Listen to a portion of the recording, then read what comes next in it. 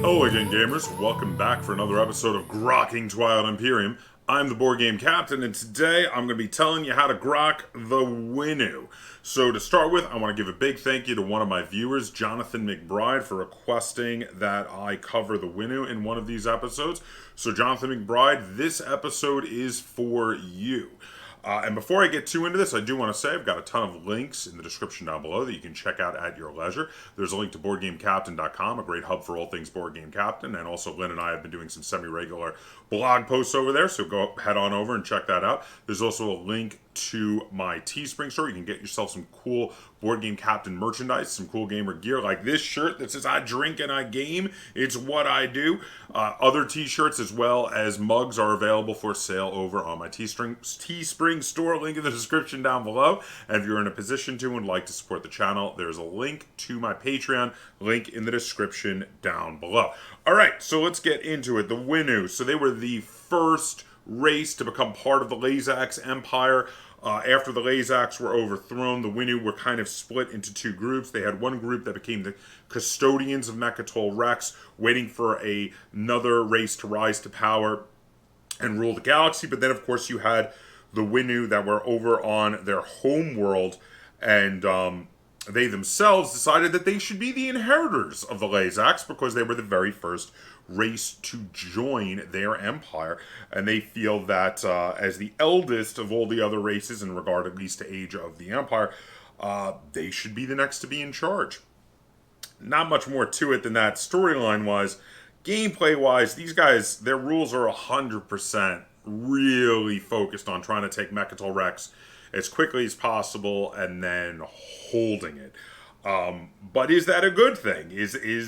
Let's dive into it. Let me tell you how they work, what their rules are like, what the technologies are like, what they start with, what technologies I would recommend, and then I'm going to tell you, whether or not I think these guys are a good faction to play.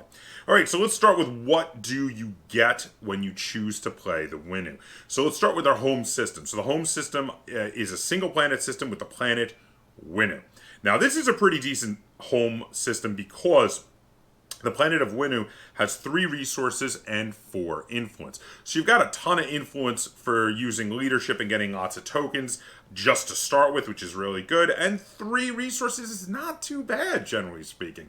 3 resources mean you're going to have a production limit of 5. That's pretty decent. And for spending this 4 ships, it's not bad. It's not the best, but overall, this is a fairly good starting system, getting to start with a good amount of production limit for your first space dock, as well as having a decent amount of resources and a great amount of influence. Next, let's talk about your starting fleet. Now, here's where you start to get a little trouble in paradise, if you know what I mean. The starting fleet is fairly lackluster. They have 1 carrier, they have 2 fighters, 2 ground troops, a cruiser, a space dock, and a PDS. And that is all. So they are not anywhere near a top colonizing fleet. These guys are pretty bottom barrel when it comes to speed colonizing at the beginning of the game. Having only 1 carrier with 2 ground troops means unless you get warfare, you're only colonizing a single 2-planet system or single 1-planet system. And that's really it. Granted, you have the cruiser for a bit of an escort and the fighters for a bit of an escort, but this is not one of the better militaristic factions starting fleets either. So generally speaking, this is a fairly weak starting fleet. You're going to want to get some other fleets built pretty quickly because this one is really not up to snuff. Okay, so moving on. What are your starting abilities with the Winnu? So the Winnu have 2 abilities, and they are both 100% about taking Mechatol Rex. That, like I said, that's what these guys are about. They want to grab Mechatol Rex, and then they want to hold it. So their first ability is Blood Ties. You do not have to spend the influence to remove the Custodian's token from Mechatol Rex, meaning that if you're able to get to Mechatol Rex pretty quickly, you are not going to have to worry about spending the influence to get rid of that tile. So you have no reason not to try to be the first faction to take Mechatol Rex in that regard. It's not going to slow you down. You don't have to spend that influence. That's a pretty low level ability. It's only useful really, if you in fact are the first faction to take Mechatol Rex, because once Mechatol Rex is taken, the custodians are gone. You're going to be fighting other players for it. So this is probably one of the weakest faction abilities in the game, but their other ability, even though it's still really just about taking Mechatol Rex, is a little better because it can be used throughout the entirety of the game, and that is Reclamation. After you resolve a tactical action during which you gained control of Mechatol Rex, you may place one PDS and one space dock from your reinforcements on Mechatol Rex. Now, the thing about this is this happens not just if you're the first person to take Mechatol Rex, but anytime during the game. So this is a much better ability. Getting a free space dock and a free PDS placed on Mechatol Rex is really decent because the space dock means that once you're able to start using it to build next round, because you'll have played a tactical action, and unless you do warfare, that tactical action token is going to be sitting on Mechatol Rex, so you're not going to be able to use it again this round unless you have a way to get rid of it.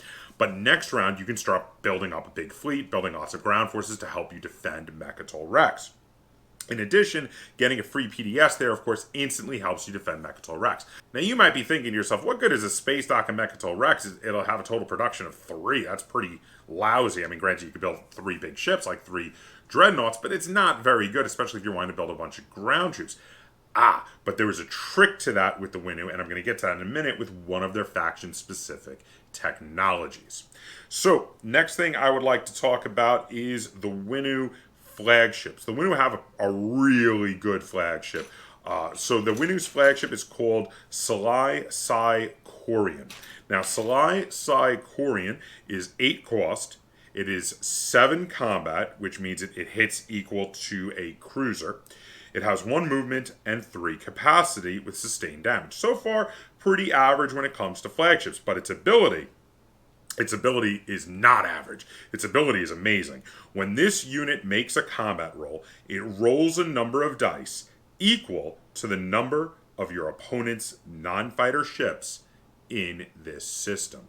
Now, this is absolutely fantastic. So, if your opponent's got like three non-fighter ships in a system, you get to roll 3 dice that hit on 7s or better. So suddenly it goes from being equal to a cruiser to being equal to 3 cruisers. That's really, really good. The more ships your opponent has, the more powerful your flagship is. So your flagship is going to be really good, and especially going to be really good at defending Mechatol Rex, because no one's going to waltz into Mechatol Rex with a small number of ships, with the exception maybe of the Yin Brotherhood, who could roll in with that 1 ship and wipe out your whole fleet.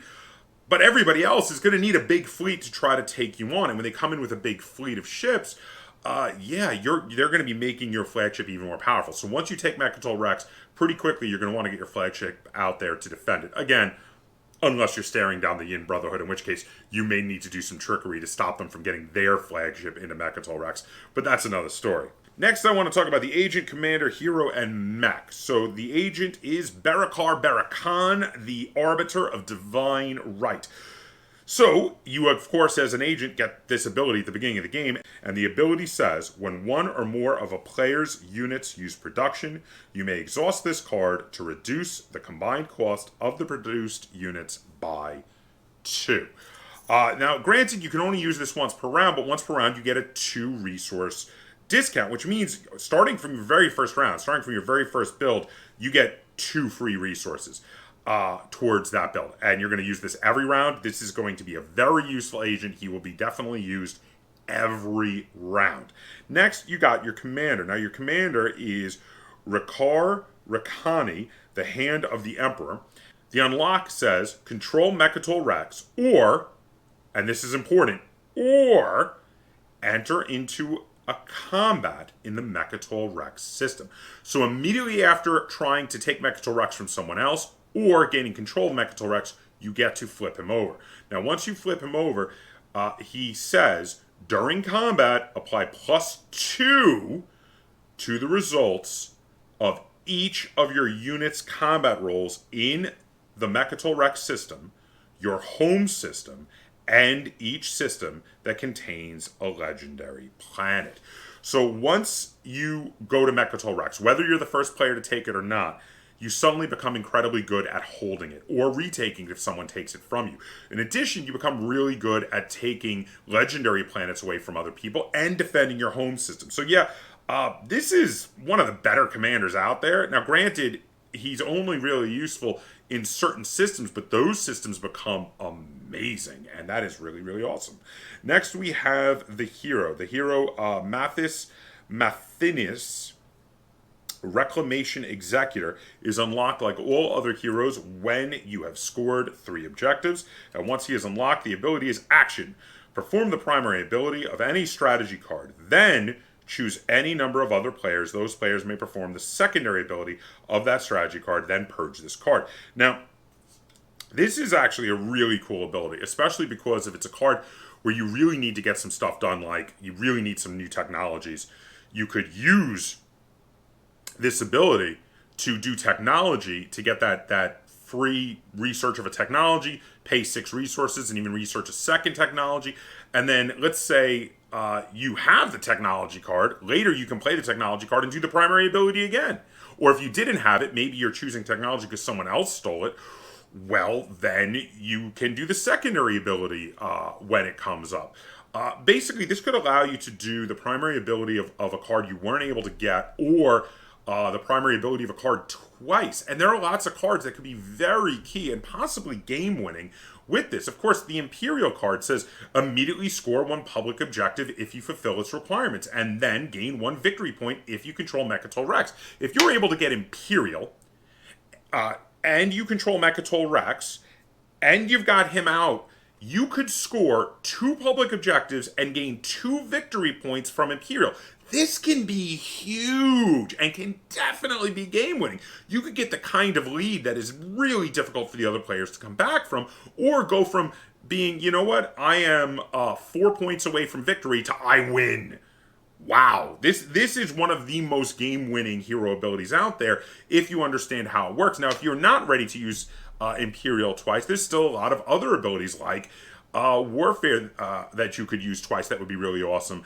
Getting to remove the command token and redistribute any number of command tokens on your sheet. That could be really awesome to do twice. Getting to do technology twice could be awesome. Getting to do diplomacy twice could be really awesome.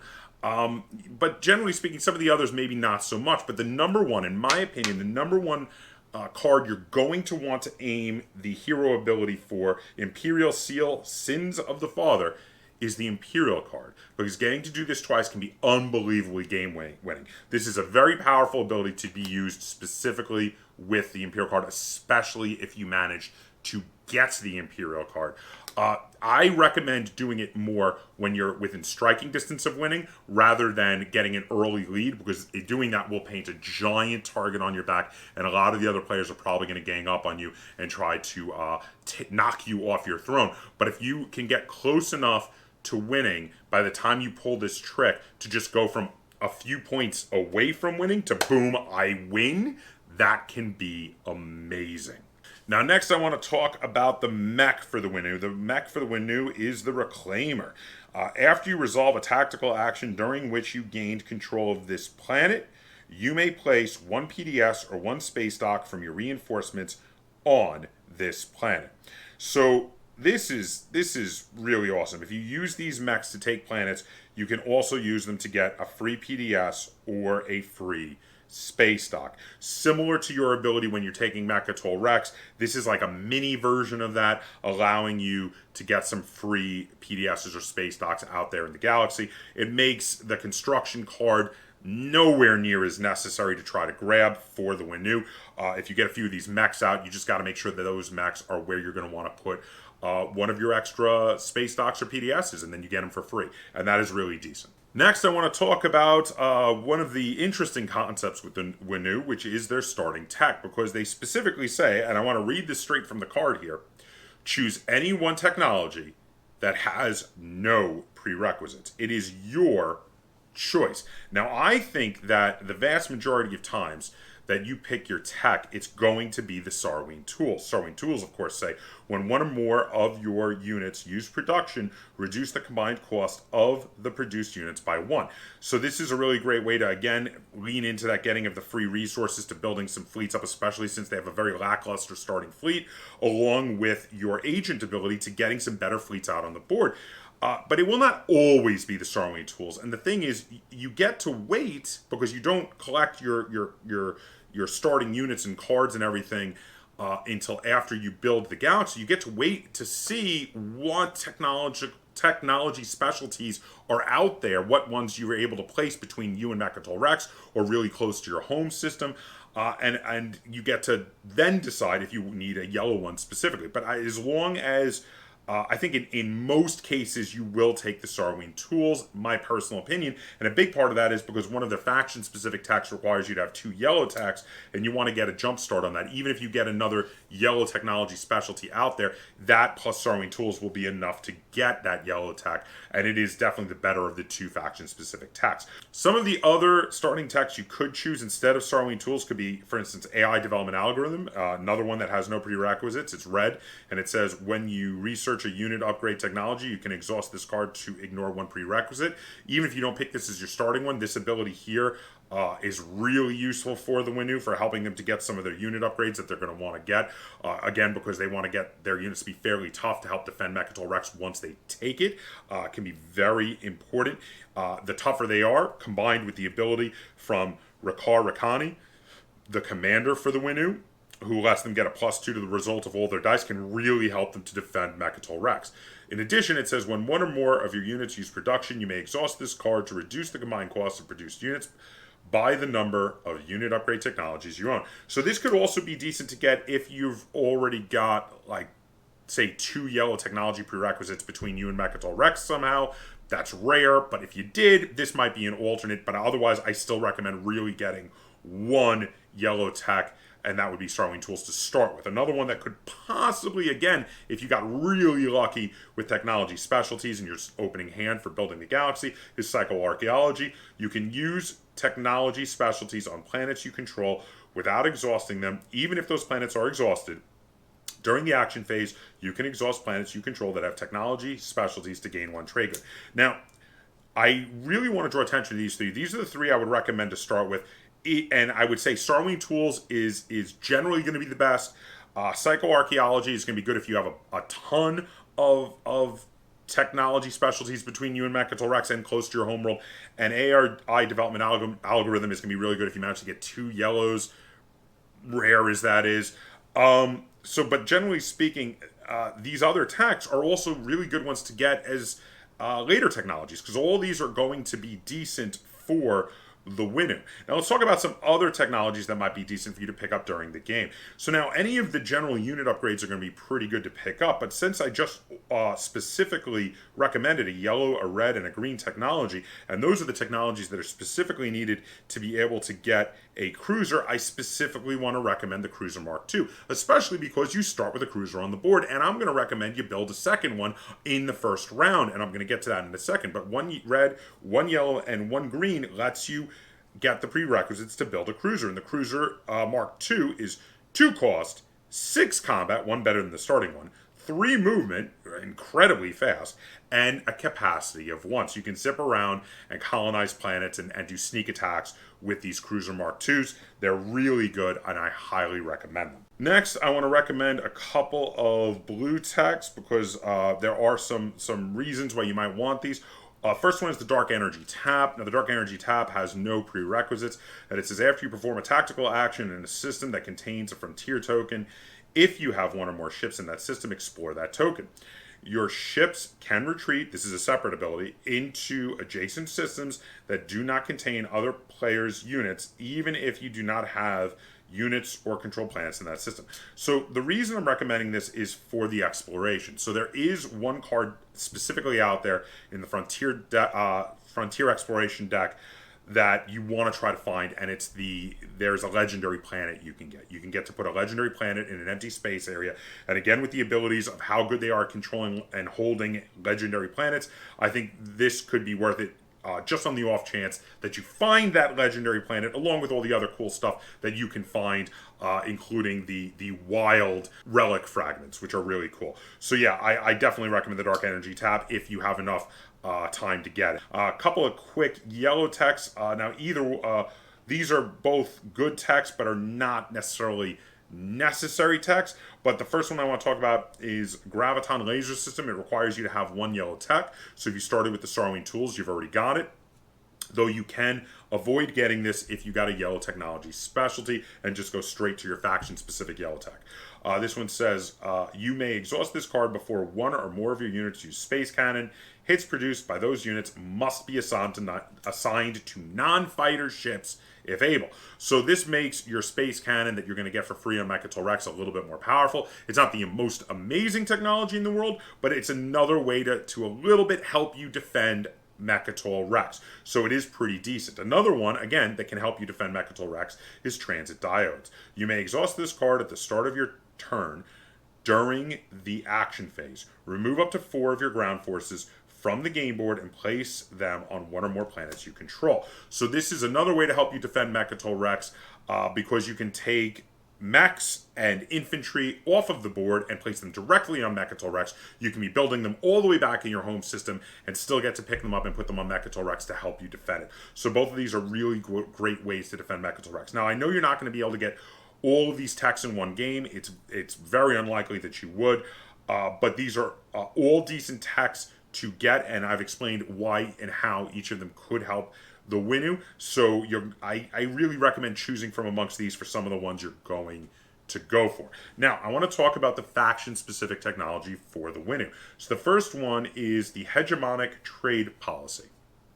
The Hegemonic Trade Policy is a yellow tech that requires you to have 2 yellow techs, and it is why I recommend starting out with the Starwing tools and then possibly getting a yellow technology specialty or grabbing the Graviton Laser System to then be able to get Hegemonic Trade Policy. You really want to get this, if you can, by round 2, so you'll have it when you do first go to do a production on Mechatol Rex. And let me explain why. So the ability says, exhaust this card when one or more of your units use production. Swap the resource and influence values of one planet you control until the end of your turn. So now, here's the thing. Mechatol Rex has 1 resource and 6 influence. It is not a decent planet to produce on, generally speaking. But wait! Now you have Hegemonic Trade Policy. If you're able to get this by round 2 or 3, if you can, basically, you want to make sure to get it by the time you have taken Mechatol Rex, and it's the round after it, and you're ready to build a fleet. That's when you want it, because what you're going to do is you're going to exhaust this. You're going to make Mechatol Rex have now a value of 6 resources, meaning it has a production limit of 8, and also meaning you can exhaust it for 6 resources towards building that fleet. This point, if no one's taken Mechatol Rex from you, and you've gotten this technology card out, and you've got Mechatol Rex refreshed, and you're ready to go, you're going to get to build some really powerful ships and ground troops. You could build a ton of ground troops and mechs, and really well defend, really get dug in on Mechatol Rex and make it very tough for your opponents to take it from you. And that's why this is a really great technology.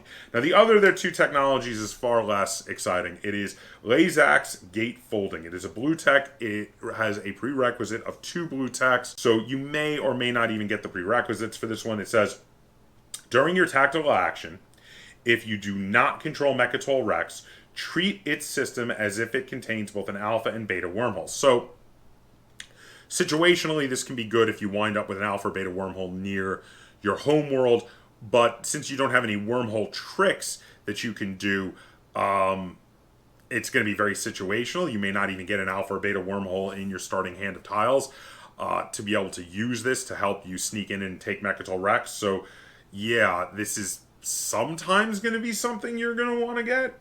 And then the second ability is Action.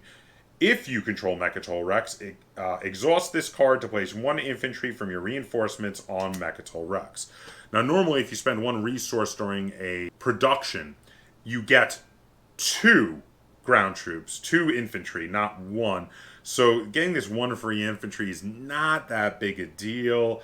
Especially since if you got the yellow tech, the hegemonic trade policy, which I think is the much better one, you can, in one fell swoop, significantly upgrade the production limit of Mechatol Rex and upgrade the amount of resources you have to go around to build infantry and mechs and ships. So yeah, I'm not super sold on the Lazax gatefolding. Personally, I wouldn't even bother with it. I'd really go straight for the hegemonic trade policy if you can, plus some of the other techs that I recommended, along with some unit upgrades to be able to hold it. Okay, it's time to talk about the strategy cards. So which strategy cards do I recommend you go for? Right away, technology. Now, you're not going to go huge up all the technology trees, but there's some technologies you really want to get, and you want to get quickly, because like I said, by the time you get Mechatol Rex, and the turn after you have taken it, if you can take it first, you want to have the hegemonic trade policy out. And to start with, if you've taken Starwing Tools, you've only got 1 of the yellow prerequisites for it. If you're able to get a yellow technology specialty planet right adjacent to your home system, and you take that first round, yeah, you could get this second, possibly, if you can, possibly second round, you get the hegemonic trade policy out. That'd be the fastest possible. But you definitely want to get it, like I said, by the time you take Mechatol Rex and the round after you took Mechatol Rex, you definitely want to have this because it's so important to get it. So being able to get technology as quickly as possible is going to be very, very useful for the Winnu. Warfare is going to be a really good one for you because your starting fleet, you're going to want to move in a straight line towards Mechatol Rex. And what I recommend doing is if you can get Warfare round 2, that would be really, really great for getting you to Mechatol Rex the fastest possible, as you'd be able to really move as quick as possible towards Mechatol Rex. Whereas round 1, I think it's better to get technology or possibly leadership to guarantee that you get the first choice in round 2. Because if you grab leadership in round 1, and again, this is an alternative if you're not able to get technology, it can guarantee that you get Warfare in round 2, and then in round 1, when you do your build action along with whatever else you want to build in your starting fleet, I definitely recommend building another cruiser, because then for your first tactical action, you can activate the system 2 spaces away from your home system on a straight line to Mechatol Rex. You can move your starting fleet all into there, along with that 1 extra cruiser. And then when you do the Warfare, you can remove the token from there and move them all again, which generally speaking is enough to get to Mechatol Rex. Being able to grab leadership on round 1 and Warfare on round 2 is a possible way to grab Mechatol Rex by round 2. But doing so will also make it very unlikely that you're able to get the hegemonic trade policy by the time you've done it. It might slow you down a little bit with that, but it's still possible, because again, as long as you can get it by round 3, stretching it a little bit, as long as you're able to get it by round 3, as long as your opponents have not attacked you at Mechatol Rex, it could still be pretty decent. It'd still be in time to help you defend Mechatol Rex by getting, on round 3, a nice big build action going over on Mechatol Rex.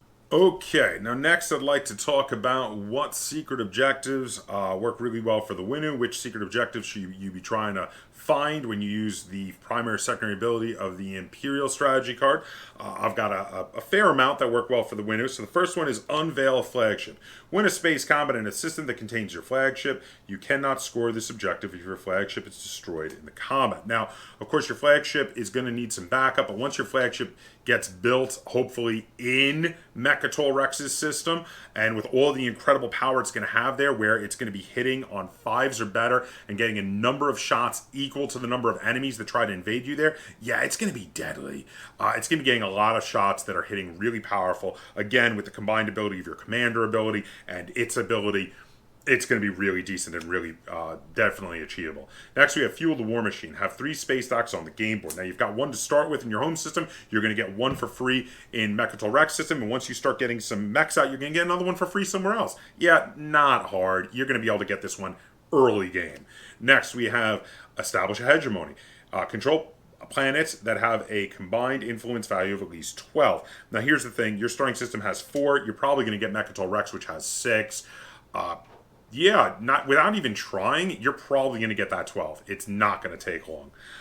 Control a legendary planet. Now, we talked about how once your commander ability is unlocked, he gets like bonuses for you to be able to improve your combat abilities when fighting in systems with legendary planets. So even if you don't find that legendary planet out in space, if one of your opponents has a legendary planet near your Pi Wedge of the Galaxy, you can sneak in and possibly get it with just some cruisers moving fairly quickly. Throw some cruiser Mark IIs at it. Instead of hitting on 6s, they're going to be hitting on 4s, and therefore hitting you more powerfully than dreadnoughts.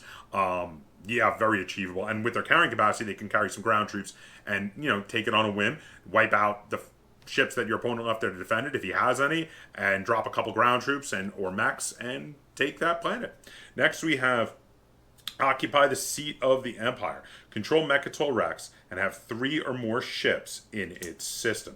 Now, this is going to be a very likely to happen as long as you're able to pull off the quick moving, quick taking of Mechatol Rex strategy. As long as you're able to get the right strategy cards with the Winnu at some point early game, you should be one of the either first or second player to take Mechatol Rex. Next, we have produce en masse. Have units with a combined production value of at least 8 in a single system. So now with my trick with the hegemonic trade policy, you're turning the space stock that you get for free on Mechatol Rex into having 8 production. So this will be achievable as soon as you get both hegemonic trade policy and Mechatol Rex under your control. Next, we have foster cohesion. Be neighbors with all other players. Generally speaking, if you take Mechatol Rex, this one's going to follow. Finally, we have Horde Raw Materials. Now, this one was a surprise to me when I thought about it, and it was like, wait, this is going to work for the Winnu. This is going to be really good. Control planets that have a combined resource value of at least 12. Now, you only start with a resource value of 3, but don't forget, you have the ability with the hegemonic trade policy where you can swap the resource and influence values of Mechatol Rex. So you're going to wind up with a resource value of 6 plus the 3 on your home system. That's 9. Again, with the planets you take between your home system and Mechatol Rex, this is going to be very achievable. And in fact, since you're probably going to take Mechatol Rex fairly early game, it will be very doable. So that's the Winnu. You're going to want to make a beeline towards Mechatol Rex. You're going to want to take, if the optimal way to do this is if you could take maybe leadership the first round, followed by warfare the second round, and then technology, so you can get the hegemonic trade policy out. All without your opponents taking Mechatol Rex back from you. It is going to be a bit of a gamble, and once your opponents see this trick, it may be a one-trick pony. It may be the sort of thing that they're going to realize you're doing and all come gunning for you before you're able to pull it off in the future. But, at the very least, you should be able to pull it off once. Is it worth trying once? Yes. Is this going to be a faction with a huge amount of replayability? No. The big problem with the Winnu is while they have some things that are really awesome, they have some things that are very lackluster. And in addition, their awesome things require you to play really only a couple. There's only a couple of very specific options that will work for them. They are very specific in how they will work right to help you take Mechatol Rex quickly and get a lot of points and win the game. And if they work right, it's going to go like a well-oiled machine and they're going to win the game. But because they're like a one-trick pony, once the people you play with see someone do this once, they're going to realize it's coming the next time, and they're going to all band together, and you're going to have a target on you. When they suddenly realize, oh, he's about to take Mechatol Rex, we got to get him before he gets the hegemonic trade policy out, or we got to head off his fleet before he's able to take Mechatol Rex and unlock his commander, which gives him the +2 to all his rolls. So yeah, this is the sort of thing that definitely will, the first time you use it, come out of left field and surprise your opponents, mainly due to the fact that most of your opponents aren't going to be expecting it because most people don't play the Winnu. They're not a highly used faction. But the second time you use it, on the other hand, it's probably not going to work as well. But yeah, like I said, they're worth a try. I think they can be fun. It's just that, one, because of the fact that your opponents are going to see you coming a mile away after you do this once, and two, because without a lot of variety in the way that you're going to play any game with the Winnu, I think they're actually one of the less fun factions in my opinion, though they're not bad. They can be good and competitive. So there you have it. If I missed anything with the Winnu that you'd like to point out, feel free to put it in the comments down below. If you'd like to request that I cover a certain other faction in an episode of Grokking Twilight Imperium, also put that in the comments down below. And if you enjoyed this episode of Grokking Twilight Imperium and you'd like to see me do more like it, be sure to give it a like, share it on all forms of social media. And if you haven't already, please subscribe to the Board Game Captain. That's Captain spelled a K on YouTube. And until next time, game on.